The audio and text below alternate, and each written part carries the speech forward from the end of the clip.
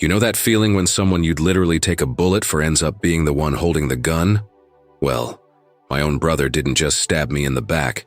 He twisted the knife, smiled while doing it, and then tried to convince everyone I was the one bleeding for attention. This is the story of how my twin brother destroyed my life, stole my fiancée, got her pregnant, and why what I did to him in return makes me question if I'm actually the villain in this story. Let me paint you a picture of how this nightmare began. Growing up in suburban Denver, Colorado, my twin brother Ethan and I were inseparable. I'm talking matching Halloween costumes until we were 14, shared birthday parties, finishing each other's sentences, the whole identical twin package. We looked exactly the same. Same sandy brown hair, same blue eyes, same dimpled smile that apparently made girls go weak in the knees. But here's the thing about being a twin that nobody tells you. People always expect you to be the same person, and when you're not, one of you always ends up being the disappointment. Ethan was the golden boy from day one. Star quarterback, valedictorian, student body president, the guy who could charm his way out of a speeding ticket and probably talk his way into Fort Knox if he wanted to. Me, I was the artist, the dreamer, the one who spent lunch period in the art room sketching while everyone else was in the cafeteria playing social hierarchies. Don't get me wrong, we were best friends, but I always felt like I was living in his massive shadow. And honestly, I was okay with that. I thought blood was thicker than water. I thought being twins meant something. God, was I wrong. Fast forward to college. We both ended up at University of Colorado Boulder, though in completely different programs. Ethan went pre-med because of course he did, while I studied graphic design and photography. That's where I met Mia. Jesus, where do I even start with Mia? Picture the most beautiful girl you've ever seen. Then add this infectious laugh that could light up a room, and the kind of intelligence that made you feel stupid and completely captivated at the same time. She was in my advanced photography class, always sitting in the front row with her vintage film camera, actually engaging with the professor while everyone else was scrolling Instagram. I spent 3 weeks working up the courage to talk to her. When I finally did, turns out she'd been waiting for me to make a move the whole time. She said she'd noticed me since day one, loved how I saw the world through my camera lens, how I could find beauty in the most random things, like the way afternoon light filtered through her dorm window, or how her eyes crinkled when she laughed at my terrible jokes. For the first time in my life, I had something that was completely mine, something Ethan couldn't just take or be better at. We dated through junior and senior year, and by graduation, I knew she was the one. I spent 4 months saving up for the ring, working double shifts at the campus coffee shop and selling my photography prints online. Nothing crazy expensive, but it was perfect for her. A vintage Art Deco setting with a small emerald that matched her eyes, surrounded by tiny diamonds that caught the light just right. I had this whole elaborate plan to propose during her senior art exhibition, where her photography series on urban loneliness was being featured. It was going to be perfect, poetic, everything she deserved. The night before the proposal, I made the biggest mistake of my life. I told Ethan. I was so excited, so nervous, bursting with this secret that felt too big to keep inside. We were at the Sink, this legendary dive bar near campus where we'd been going since we were old enough to have fake IDs, and after a few beers I just couldn't keep it in anymore. I showed him the ring, told him about my plan, described how I was going to wait until everyone was looking at her photos, and then surprise her right there surrounded by her art. He seemed genuinely happy for me, hugged me, said Mia was the luckiest girl in the world to have someone who loved her like I did. He even helped me rehearse what I was going to say. I should have known better. I should have remembered that Ethan had never met a spotlight he didn't want to steal. The next evening, I showed up to Mia's exhibition 30 minutes early, ring burning a hole in my jacket pocket, palms sweating like I was about to defuse a bomb. But when I walked into that gallery space, my whole world tilted off its axis. There was Ethan, right in the center of the room under the main spotlight, down on one knee in front of my girlfriend, holding a ring that made mine look like it came from a Cracker Jack box. And Mia, she was crying, nodding, saying yes, while the entire gallery erupted in applause like this was some romantic movie, instead of the systematic destruction of my life. I stood there frozen, watching my brother propose to my girlfriend with my idea at her event, stealing the moment I'd planned and dreamed about for months.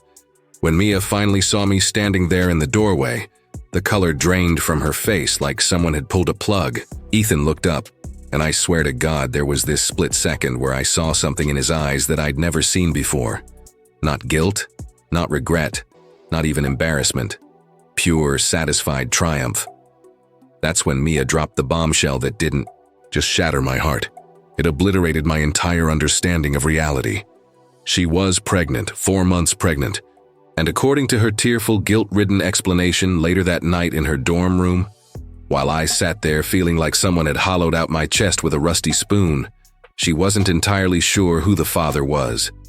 See, Ethan had been coming around our apartment for months, always when I was at my internship at the local design firm downtown, always with some perfectly reasonable excuse.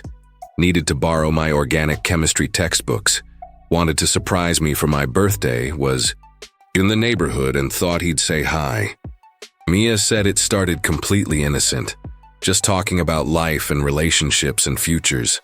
But Ethan had this way of making people feel heard, understood, like they were the most important person in the room. It's a gift he'd always had, and apparently, he'd weaponized it. According to Mia's confession, Ethan had been slowly, methodically poisoning her against me for months. He told her I'd been complaining about feeling trapped in our relationship, that I'd confided in him about not being ready for anything serious, that I was only staying with her because I was too scared to break up with someone so perfect. He said I'd been looking at other girls, that I'd mentioned feeling like I was missing out on my college experience by being tied down.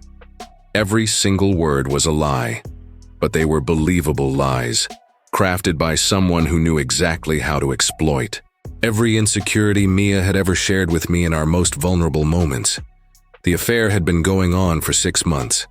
6 months of family dinners where Ethan would ask about Mia with that perfect concerned brother expression, give me relationship advice about communication and commitment, listen to me gush about how I was going to propose and how excited I was about our future together. 6 months of him looking me directly in the eye and lying through his teeth while systematically destroying everything I cared about with surgical precision. But here's where the story gets really twisted, where I learned just how calculated and cruel my brother really was.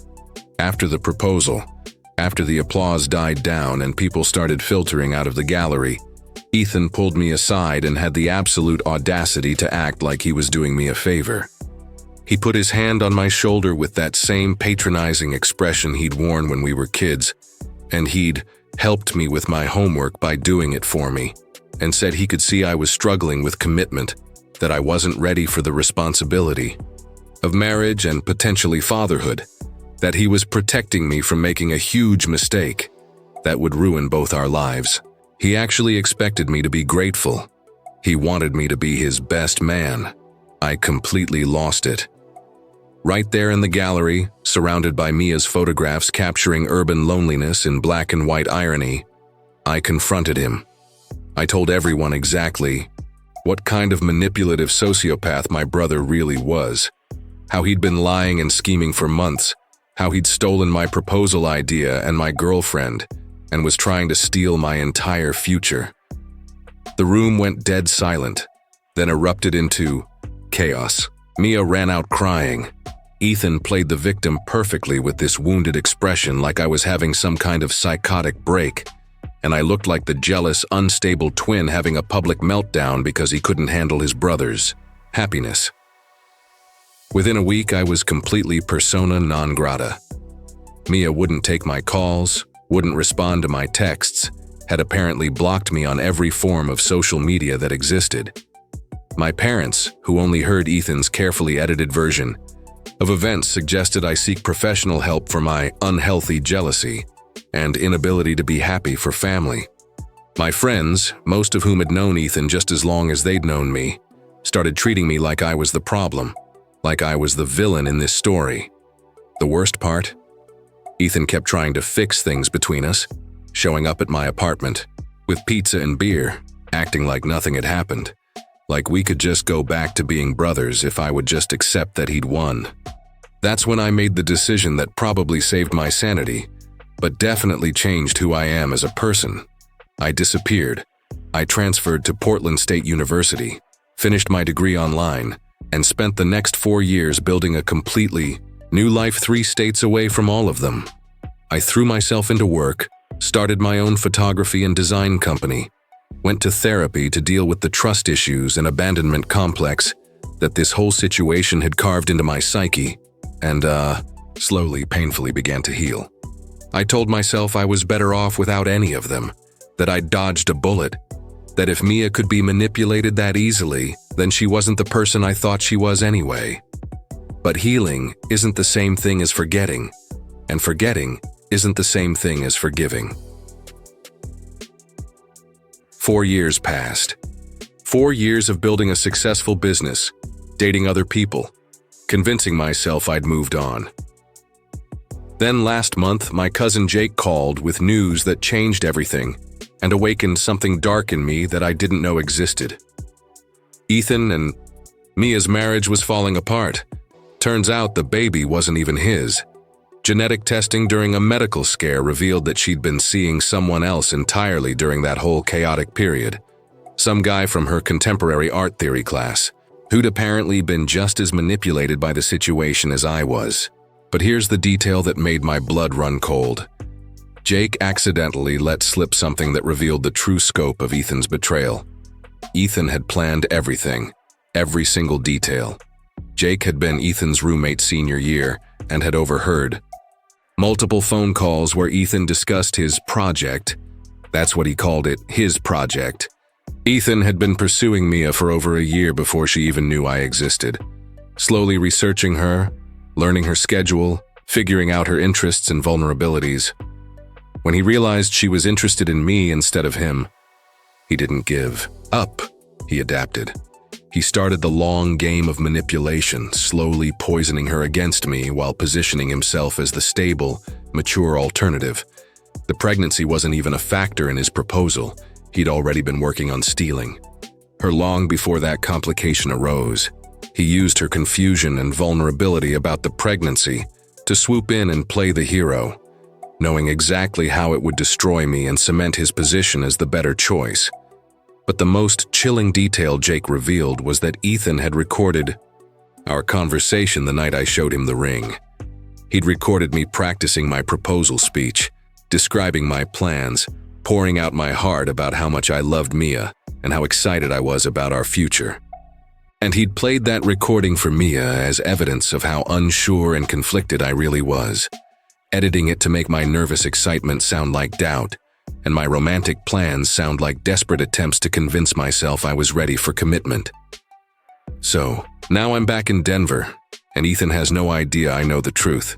He thinks I'm here for our dad's 60th birthday next week. Thinks enough time has passed that we can be brothers again, that I've grown up and gotten over my jealousy issues. He's been texting me constantly since I got back, wanting to grab drinks, catch up, rebuild our relationship. He's even suggested we could work together, that his new medical practice could use professional photography for their marketing materials. But I've spent 4 years planning for this moment, even if I didn't realize it at the time.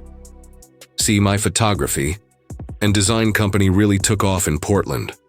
I've got resources now, connections, skills I didn't have as a naive college kid. I also kept everything from that time. Every text message, every email, every piece of evidence that documented the timeline of his manipulation. And I hired a private investigator who confirmed everything Jake told me and uncovered so much more. Turns out I wasn't Ethan's first victim. The PI found 2 other women from high school and college who had eerily similar stories. Relationships that ended mysteriously after they spent time around Ethan. Boyfriends who suddenly seemed distant and unsure. Situations where Ethan swooped in as the supportive friend who became something more. There's a pattern here, A method to his madness that goes back years. Ethan is now a successful cardiologist at Denver General, working his way up the hospital hierarchy with that same charm that's always opened doors for him. His reputation means everything to him. It's the foundation of his entire identity. Mia left him 2 years ago after the paternity revelation and took him for half his assets in the divorce. He's dating someone new now, Dr. Amanda Chen, a brilliant surgeon who's just as ambitious and image-conscious as he is. They're the hospital's power couple featured in the local medical journal, attending charity galas, building the kind of perfect life that Ethan has always believed he deserves. Tomorrow night, we're supposed to have that reunion dinner he's been pushing for at the, Capitol Grill downtown. What Ethan doesn't know is that I've arranged for some additional guests to join us. Amanda, several of his colleagues from the hospital, including the chief of staff, a few old friends from college who were at that gallery opening 4 years, Ago, and some new friends I've made through my investigative work. I've prepared what I like to call a multimedia presentation for the evening. Screenshots of text messages where Ethan bragged to his roommate about his psychological experiment on Mia and me. Photos the private investigator took of Ethan with 3 different women while he was still married, including one with Amanda before his divorce was finalized. Security footage from our old apartment building that shows Ethan coming and going on specific days when he'd told me he was studying for medical boards. And the crown jewel, the original audio recording he made of our conversation about the proposal, completely unedited, followed by the manipulated version he played for Mia. But the real masterpiece is that I've hired a professional documentary filmmaker to capture everything that's about to happen.